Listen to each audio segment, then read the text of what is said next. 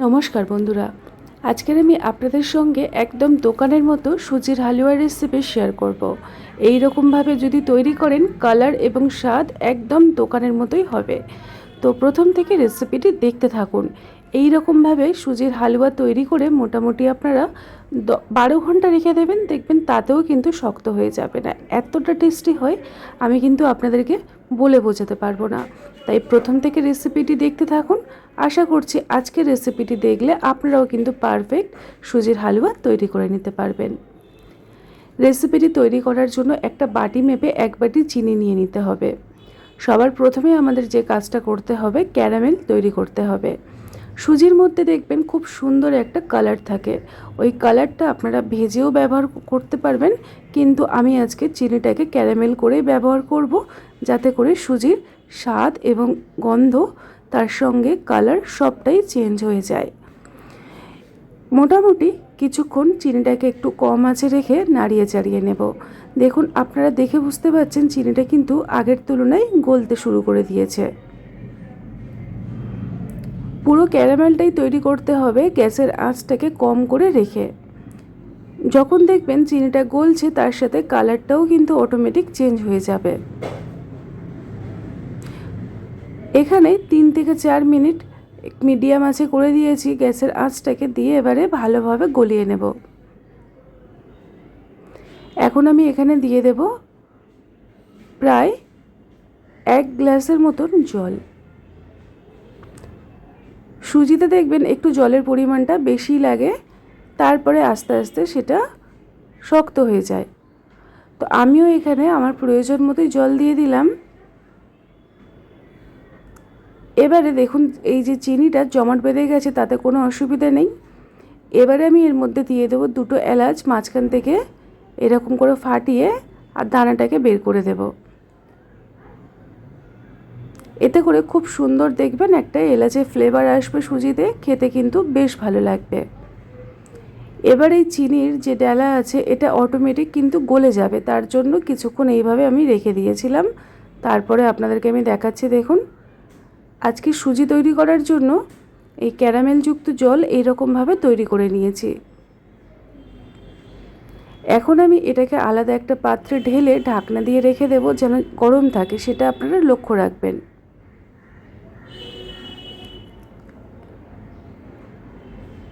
একদম রেডি হয়ে গেছে।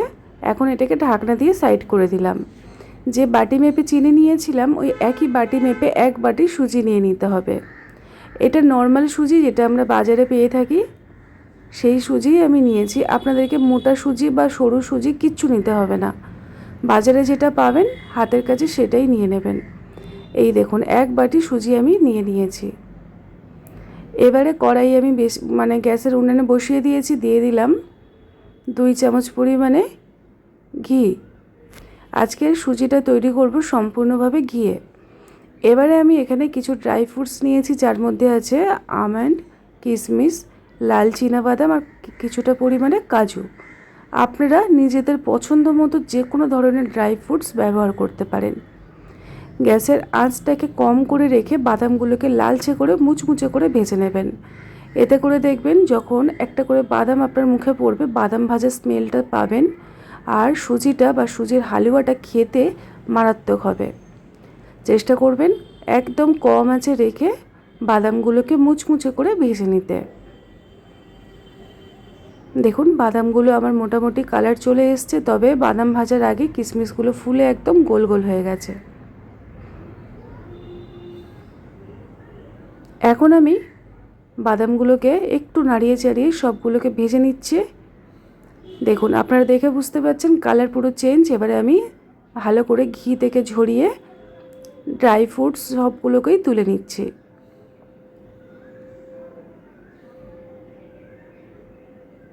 এই দেখুন, এই দেখুন তৈরি হয়ে গেল আর ভাজাও হয়ে গেল।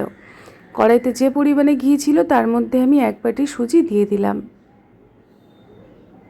মোটামুটি 1.5 চামচের মতো ঘি কিন্তু এখনও পর্যন্ত কড়াইতে ছিল।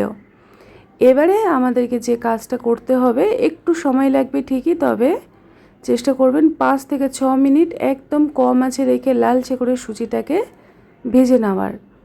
যত ভালো করে সুজিটা ভাজা হবে সুজিটা ততটাই কিন্তু দানা দানা খেতে হবে। এই সময় আমি দিয়ে দিলাম অল্প একটু লবণ। মিষ্টি জিনিস কিন্তু একটু লবণ না দিলে ভালো লাগে না। সুজি দেখুন আমি মোটামুটি 2 থেকে 3 মিনিট হয়ে গেছে, আমি আপনাদেরকে দেখাচ্ছি। দেখুন কত সুন্দরভাবে ভাজা হচ্ছে। আরও কিছুক্ষণ আমি ভেজে নিয়েছি, তারপরে আমি আপনাদেরকে দেখিয়ে দিলাম কত সুন্দরভাবে লালচে একটা কালার চলে এসেছে। এবারে এর মধ্যে আমি দিয়ে দেবো আগের থেকে রেডি করে রাখা ক্যারামেলযুক্ত জল বা চিনি জলও বলতে পারেন। এবারে আস্তে আস্তে এটাকে ঢেলে দিতে হবে। একটু সাবধানের সাথেই দেবেন, দেখবেন অনেক সময় সুজির মধ্যে এইরকম ভাজা সুজিতে জল দিলেই ওটা কিন্তু ছিটে গায়ে লেগে যায়। যেহেতু চিনির জলটা এখনও গরম আছে সেই কারণে সেই জিনিসটা আর হলো না। এই দেখুন কত সুন্দর কালার চলে এসছে। আর এই রকমই জলজলে ভাব তৈরি করতে হবে, তবে এটা শেষ পর্যন্ত একদম জমে যাবে। আর এই রকমভাবে যদি সুজি তৈরি করা যায় দেখবেন আপনারা 10 থেকে 12 ঘন্টা এইভাবেই আপনারা পাবেন, কোনো রকম জমাট বাঁধবে না। এবারে এর মধ্যে আমি আগের থেকে ভেজে রাখা সমস্ত ড্রাই ফ্রুটসগুলো দিয়ে দিলাম। দিয়ে ভালো করে অনবরত মোটামুটি 3 থেকে 4 মিনিটের মধ্যেই দেখবেন সুজি জমে একদম গাঢ় হয়ে যাবে।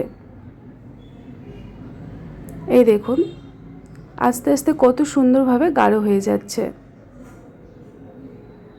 এবারে আমাদেরকে যে কাজটা করতে হবে, আমি সবার শেষে যে একটা কাজ করব সেটা হলো 1 চামচ পরিমাণে ঘি আমি এখন এখানে দিয়ে দেব। সুজির হালুয়াতে একটু ঘিয়ের পরিমাণটা বেশি হলে খেতে কিন্তু মন্দ হয় না। তবে যারা ঘি পছন্দ করেন না সেক্ষেত্রে এই লাস্টের বারে যে ঘিটা দিলাম এটা একদমই দেবেন না। তবে যদি একদম পারফেক্ট সুজির হালুয়া পেতে চান তাহলে ঘিটা দিয়ে দিতে পারেন। মাঝের মধ্যে ঘি একটু খেলে অতটাও অসুবিধা হয় না। এই দেখুন যখন দেখবেন কড়াইয়ের থেকে এই যেরকমভাবে সুজিগুলো উঠে আসছে মানে ছেড়ে যাচ্ছে, তাহলে বুঝতে পারবেন আজকে সুজির হালুয়া আমার পারফেক্টভাবে তৈরি হয়েছে, আপনাদেরও তৈরি হয়ে যাবে। দেখুন এবারে আমি এটাকে একটা পাত্রের মধ্যে গরম গরম সার্ভ করে নেব। আপনারা দেখে নিশ্চয়ই বুঝতে পারছেন কতটা লোভনীয় হয়েছে। যেমন কালার তেমন টেক্সচার আর তেমনই সুন্দর খেতে হয়। এতটা টেস্ট আমি আপনাদেরকে বলে বোঝাতে পারবো না। সুজিটাকে যখন আপনারা মুখে দেবেন একটা দানা দানা ভাব পাবেন, তার সাথে বাদাম সব কিছু মিলিয়ে দুর্দান্ত হয়। কিছুটা আমন্ড দিয়ে আমি এটাকে সাজিয়ে নিয়েছি, আপনাদেরকে একটা চামচে করে একটু তুলে দেখাচ্ছি। দেখুন কতটা লোভনীয় হয়েছে, দুর্দান্ত হয়। আপনারা এই রকমভাবে ট্রাই করে আমাকে কিন্তু অবশ্যই করে জানাবেন। টাটা।